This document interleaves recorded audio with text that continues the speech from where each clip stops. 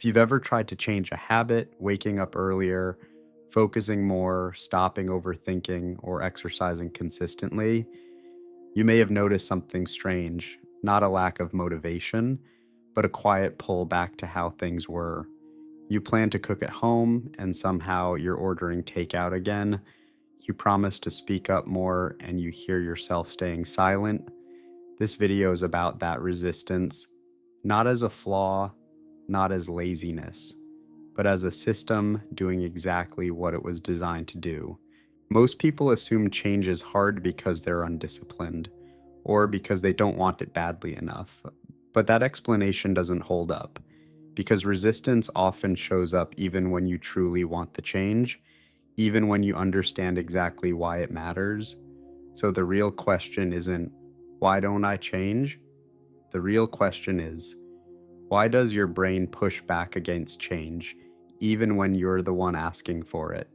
Your brain isn't designed to make you happy. It's designed to keep you alive and to do that as efficiently as possible. It does this by predicting what comes next. Think of your brain less like a motivational engine and more like a prediction machine.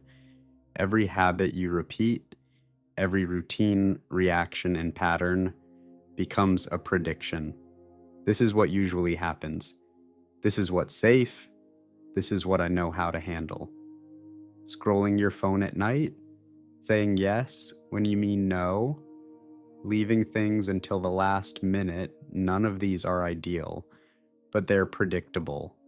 Your brain knows the script. When you introduce change, you're not just changing behavior, you're breaking a prediction. And broken predictions feel unsafe to the brain, even if the change itself is positive. Imagine using GPS on a familiar route.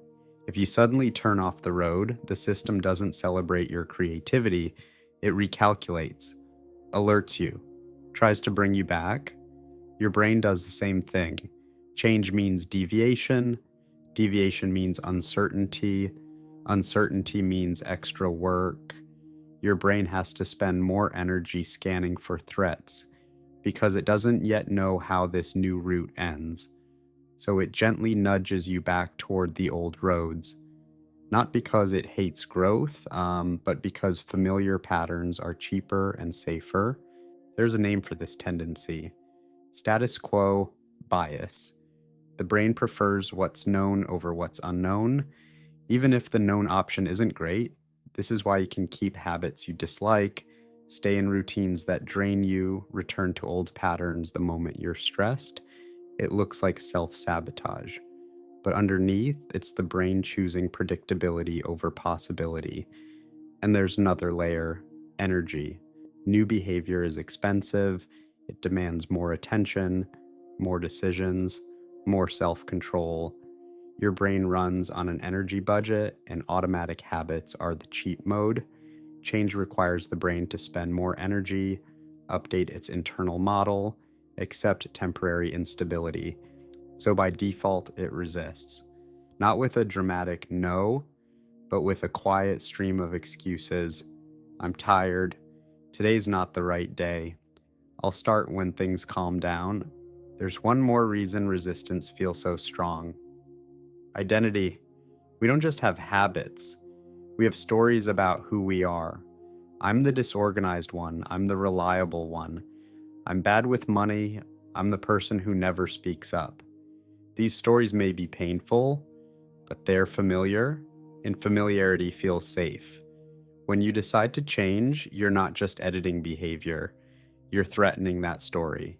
If you've believed I'm terrible with structure for years and you start building routines and boundaries, your brain quietly objects, says, "That's not us. People like us don't do this. This doesn't match who we are." So it steers you back to actions that fit the old identity. Because the old identity is predictable, this is why change can feel like pretending to be someone else at first. Your nervous system hasn't caught up to the new story yet. Here's where most people get stuck. They feel resistance and think, there must be something wrong with me. I'm weak, I just can't change. But resistance isn't a signal of failure, it's a signal of transition. When the brain detects change, it often increases doubt, procrastination, overthinking, fatigue. Not to punish you, but to slow things down until it can predict the new pattern, budget the extra energy, and decide where this fits in your identity. The mistake is interpreting that slowdown as a personal flaw.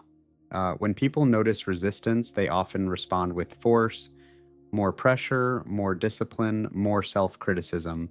But force sends your brain a very specific message. Something dangerous is happening. Pay attention, tighten up. That raises stress, activates threat responses, and strengthens the association. Change equals danger. That's why intense all or nothing change attempts often collapse after a few days or weeks. The brain isn't convinced by speeches, it's convinced by repetition without threat. Here's the reframe that matters. Resistance doesn't mean stop, it means this is unfamiliar. Instead of asking, how do I push through harder? A better question is, how do I make this feel more predictable and less threatening to my brain? Small, calm consistency beats dramatic effort. When a new behavior repeats in a low stress way, the brain updates its predictions. This happens now. We survived it. It fits who we are becoming. Once that prediction updates, resistance doesn't explode dramatically. It fades. Not because you suddenly became stronger, but because the system adapted. People who change sustainably aren't necessarily more motivated or more disciplined. They're more patient with the system. They understand the mind doesn't need to be conquered, it needs to be trained gently. Instead of, I must become a different person overnight, they hold a softer identity. I'm someone who is learning to do this differently now. That small shift makes room for mistakes without abandoning the new path. So if your brain has been fighting change, it doesn't mean you're broken.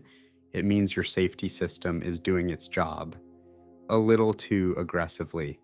Understanding that system is the first step to working with it instead of against it. If you want to go deeper into how these mental patterns actually run in the background, the next video breaks down why the same thoughts keep coming back. Because once you see that loop clearly, your mind starts to feel very different.